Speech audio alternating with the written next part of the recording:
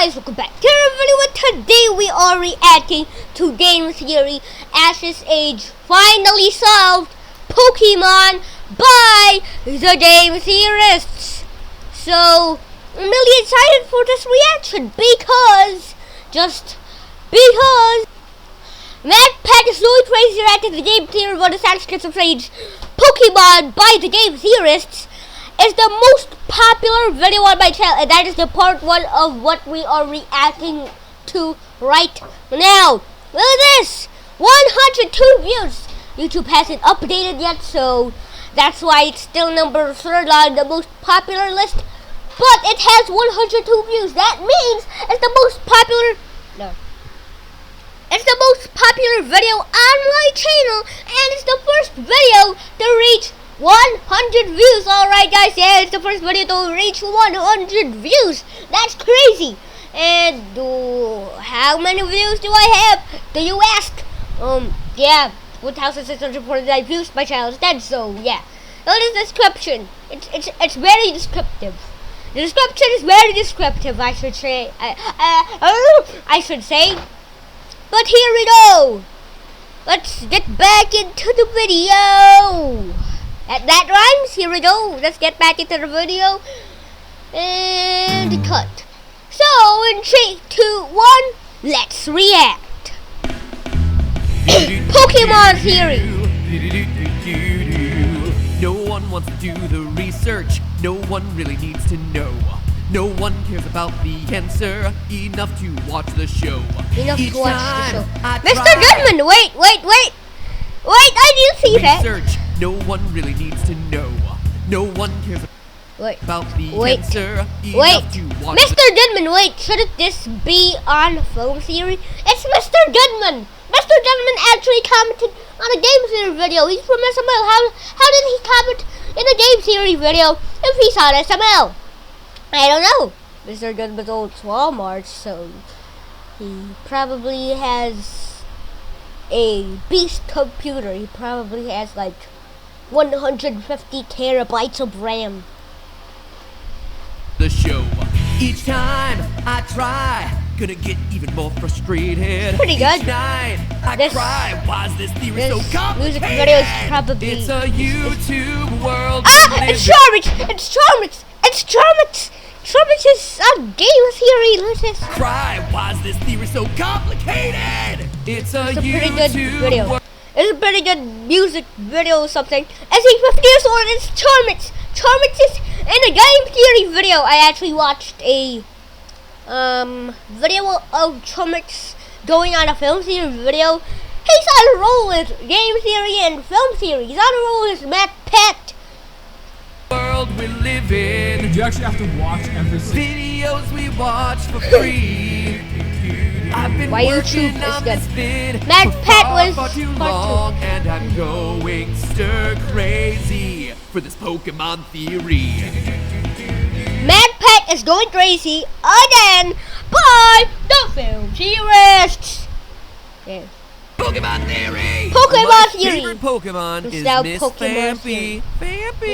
Miss Phanpy. Last episode in our quest to calculate Ash's true age, we used every trick that I had in the book. From island fruit, weather patterns, school schedules, and Japanese exclusive airline clips to make it all the way up to Season 9, the Battle Frontier arc, where Ash travels back to Kanto to rest on his yannies. I mean, rest on his laurels, as the TV studios stalled for time waiting for the next generation of video games. Near the midway point of that season, we concluded that Ash was 15 and that it was summer. And remember, every time that we pass May 22nd, we celebrate Ash's birthday. So with all that information in mind, let's not waste any more time because that's after my dad's birthday. That's what day exactly after my dad's birthday. I gave a shout out to my dad. I gave a shout out to my dad. Like the Ash Ketchum Pokemon, the MadPat's going crazy one. I gave a shout out to my dad. So this is another shout out to my dad. Yeah. I don't know. Do you guys want me to get a shout out to my mom? I don't know. Give a shout out to my mom. We still have 592 episodes of this darn thing to get through before we're Wait, what? Wait. I got distracted. 2 episodes of this darn thing to get through before we're caught up with waste any more time, because we still have 592 episodes of this darn thing to get through before we're caught up with the series. 592 episodes. It's gonna be a long episode. Oh so the next boy, time we see yeah. the season's change is in episode 431 overall, or episode 157 by the advanced arc. Time Warp heals all wounds, which is without question the point in this series when all possible craps about the writing were thrown out the window. It is the single strangest episode of Pokemon ever created, opening up all sorts of cans of worms that are probably discussed for another day. Don't believe me? Here's what happens in the episode. Ash's travel companion May finds herself a locket on the ground, which, for no explainable reason, teleports her back in time with Meowth and Squirtle. That alone would make this an unusual episode of Pokemon, but no, they are not done yet. While May is in the past, she changes the course of history by making it snow. So when she teleports forward again, this guy, who used to be dead in the present, is suddenly alive. And this train station, which was completely abandoned in the present, is now fully operational. You know what this means? We mess with the space-time continuum and stuff. What? I can't even. Usually the most fantastical part of the series is how Brock doesn't get arrested for sexual harassment, but this just crosses a line. Anyway, all absurdity aside, you can tell it's winter because it's close to the anniversary of this day and no one thinks it's odd for it to be snowing. I didn't hear anything about a snowstorm today. Did you? When is the weatherman ever right? By episode 182 of the advanced series, that's just snow, not snowstorm. The snowstorm's like crazy, a lot of snow, but that is just snow falling from the sky. That's not a snowstorm. Yeah. Okay. Episode 454 overall, the entire series, we're back to summer. We know this because in the episode Channeling the Battle Zone, Ash catches himself an Aipom. An Aipom that appears prominently with the rest of his team in the 9th Pokemon movie, Pokemon Ranger and the Battle of the Sea. It's a pretty cool name for a Pokemon movie.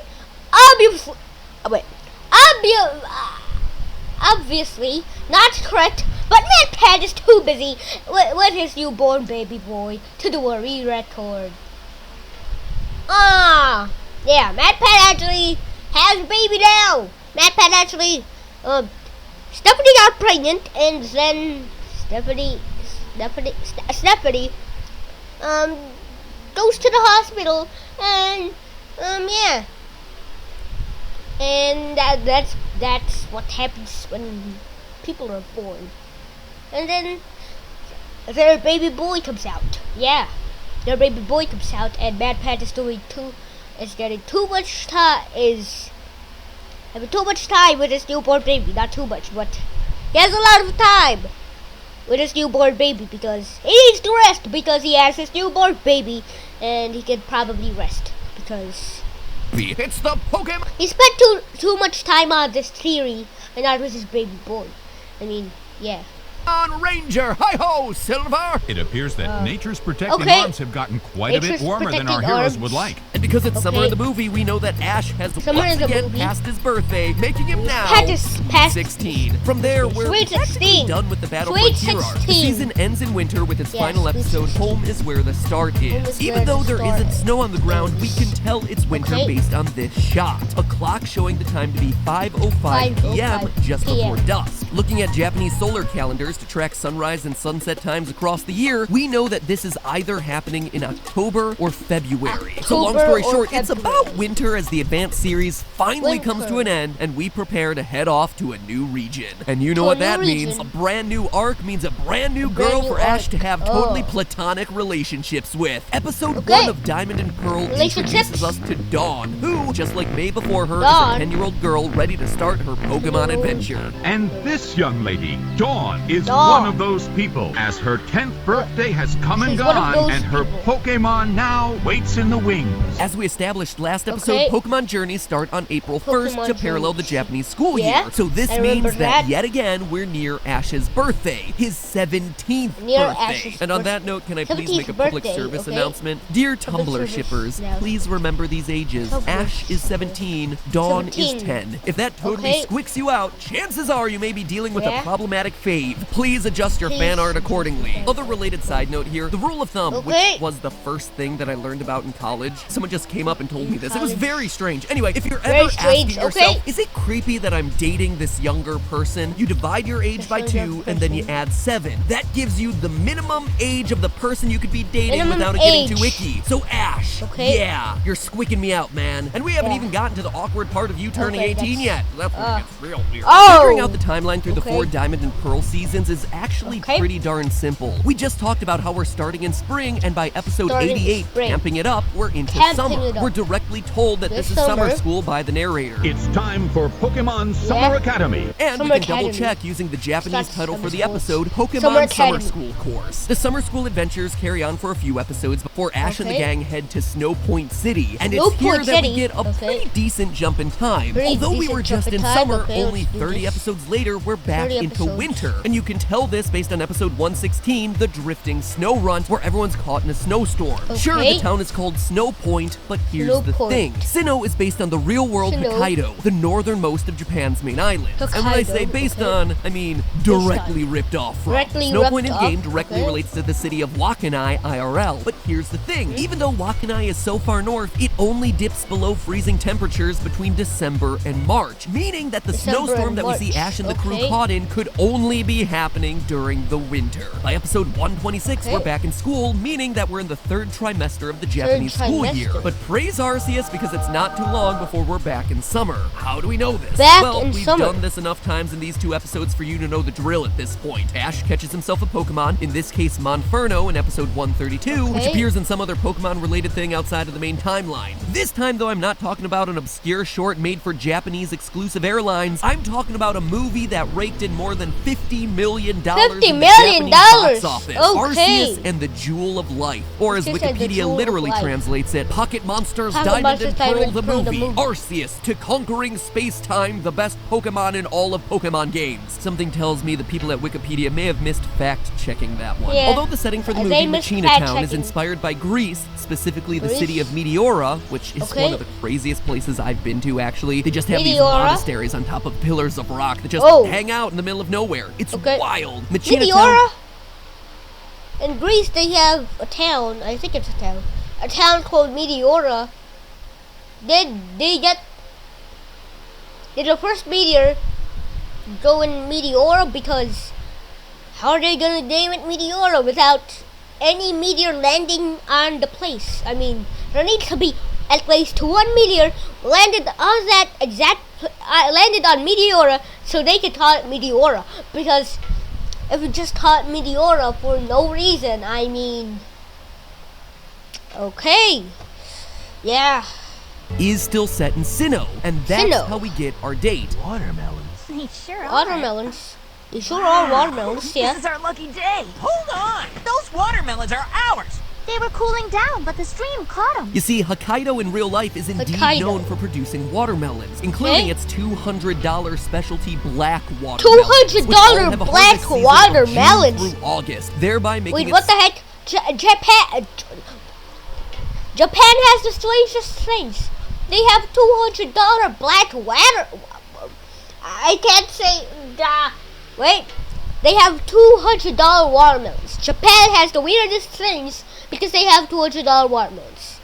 $200 black watermelons, to be exact. Okay, Japan has the weirdest things. Summer, and meaning that once again Ash has crossed his birthday. 18 years old. 18 years old and still sleeping alone in a tent with a teenager. Nothing creepy to see here, ladies and gentlemen. Nothing creepy. After getting his 8th Sinnoh badge, it's established that there's a 1-month gap before the start of the league championship. The Sinnoh League is taking place in a month on Lily of the Valley Island, which basically confirms that by the end of the arc, we're well into autumn. So to recap, 13 seasons and 645 episodes in, we've got ourselves an 18-year-old Ash Ketchum ready to start his black and white adventure. Or do we? Cue the mysterious music. Cue it! Cue it! Come on, please cue the music.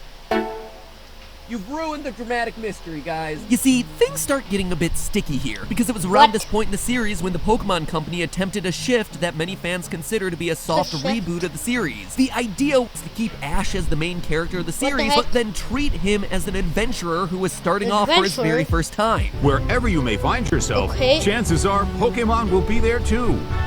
And that includes the Kanto region's Pallet Town, home to this young man, 10-year-old Ash Ketchum. This would all be totally fine. I am more than happy to end the episode here, but there's one huge...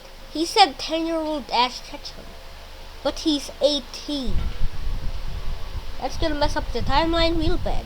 Huge problem. Ash retains all his memories from his past adventures. First, when Dawn rejoins the team... It's been a long time, Ash. So you're the Dawn who traveled all over the Sinnoh region with Ash. And later, when Dawn specifically mentions that Brock cooked for her and Ash on their journey. He'd give Brock a run for his money. Who's Brock, Ash? He's a good friend I was on my journey with for a long time. And in the wider Pokemon world, time has clearly continued to pass. For a great example, look all the way back to Johto and the episode A Goldenrod Opportunity, where the Magnet Train specifically needed a year to be completed. And yet, fast forward to the Best Wishes episode Until We Meet Again, where Ash's new friends decide to travel from Kanto to Johto using that exact same train, which shows us that there has indeed been a passage of years here. Yeah, you're going to the Blackthorn Gym, right, Iris? Yes. From there, you catch the Magnet Train to Johto. It's almost like they knew an 18-year-old Ash Ketchum was getting awkwardly old to be hanging out with 10-year-old girls, so they decided to boot him back a bit, but not boot him back far enough, I guess. Anyway, since it's all still part of the same canon with the same guy and the same memories, I'm gonna keep treating this character like he's the same Ash. Even if the Black and White series sometimes has him acting more like a rookie trainer than someone who's competed in 4 regional leagues and has saved the world multiple times from overpowered Pokemon gods. So we... multiple times. Yeah. He has saved the world multiple times. Plow onward to the actual substance of Black and White, or Best Wishes, as it's sometimes called. As I mentioned earlier, when we left Ash at the end of Diamond and Pearl, it was in the autumn following his 18th birthday. Once we got to the Unova region... The Unova region? Excuse me, what region? The Unova region? The Unova region. Unova region? So pronouncing it may not be as easy as we all thought, but telling the seasons is, thank the Groudon, because of the existence of Deerling, a Pokemon that has different appearances depending on the season. At the start of Ash's Unova journey, we see Deerling in its pink color spring form. They then switch to summer form in episodes 54 and 55 of the season. And with the Deerling now in its summer form, it means we've once again passed May 22nd and another birthday for Ash, thereby making him 19. Oh, 19! Wow. Well, we're going by boat. Ash Ketchum is 19. Psyched. You girls don't know the half of it. And believe it or not, but the Deerling stay in their summer form for the rest of the Black and White series. Episodes 85, 90, 92, 112, 114, 117, 118, 127, and 137 all have summer form Deerling. Towards the end of Black and White's 3rd season, Adventures in Unova, we get a reminder that the autumn migration is coming, which solidifies the idea that all of these episodes are still happening in the summer. They're still happening in the summer. Migration. Once again, there's a 2-month gap between Ash obtaining the last required gym badge and actually challenging the league for the region, so the Unova League event must happen sometime during the late summer or early fall of that year, with Ash still at age 19. So he's still age 19. 17 seasons done and 17 seasons, 799 episodes. Ladies and gentlemen, we are in the final stretch. Now, where most of Black and White occurred during the summer, most of X and Y occurred during the fall. We can figure out when he arrives in Kalos for the XY series by looking at one of the season's earliest episodes, A Jolting Switcheroo, which takes place in a vineyard as the grapes are ripening. As any wine connoisseur will probably tell you, grapes tend to hit peak ripeness around late summer and early... We're 18 minutes with 12 minutes into the video, but the actual video, this video, is already 18 minutes. So, yeah. We fall the same time. I used the Canadian leaf flag. Oh, the leaf on the Canadian flag, yeah. You use the leaf on the Canadian flag. I can clearly see that. And that Ash was done with his business in Unova. We get another mid-series time confirmation in the 73rd episode of the XY series, A Fashionable Battle, where the camera shows us falling autumn leaves in the sky. And lastly, there's episode 98, Dream a Little Dream from Me, where the characters take a break from their journey to camp outside and observe the Lit Leonids, an annual meteor shower based on the real-life event, the Leonids, named after the constellation Leo. Except in the Pokemon universe, that meteor shower is totally more lit, fam! Dab, dab, dab, dab, dab. This real-life meteor shower peaks in November, telling us yet again that this final part of the XY story arc is still happening during the fall. And it stays that way through to the end of the last episode. And with that, at the end of the XY arc, Ash is 19 and a half. 19 and a half years old. Kinda weird. Time was flying for Ash in the earlier seasons, but after that soft reboot at the top of Black and White, each arc has only seemed to take a couple months. It's almost like they realized that they were making him too old for his own good. And once again, technically, I could end things here. There's a lot of agreement that the most recent arc, Sun and Moon, are the start of a new canon. At least, that's what the staff of the show want you to think. Quote, this is not a continuation of Pokemon X, Y, and Z. It's a completely new Satoshi, Ash, and Pikachu. But dear theorists, if I've taught you anything over the course of this series, do not believe everything that you're told at face value. They are lying to us. The show goes out of its way to show us that, hey, this isn't just a character who happens to have the same name and roughly the same appearance as the Ash Ketchum we all know and tolerate. The first episode of Sun and Moon specifically makes the point of mentioning the fact that he caught a bunch of Tauros in the Kanto Safari Zone. Actually, I'm good at dealing with Tauros. See, I've caught some. We are still very clearly rolling with the same group of characters with some familiar faces from Kanto that Ash seems to recognize. Let me introduce you. They're my friends, and we've all traveled together before. They even have a collective flashback to some of the key events from the first season of the show. We did lots of things and had lots of fun. Although not everything was fun. So yet again, I call foul. This is still the same 19-and-a-half-year-old Ash Ketchum. We are following his adventure in these episodes to the MatPat calls foul. The game theorist, the leader game theorist, has called foul.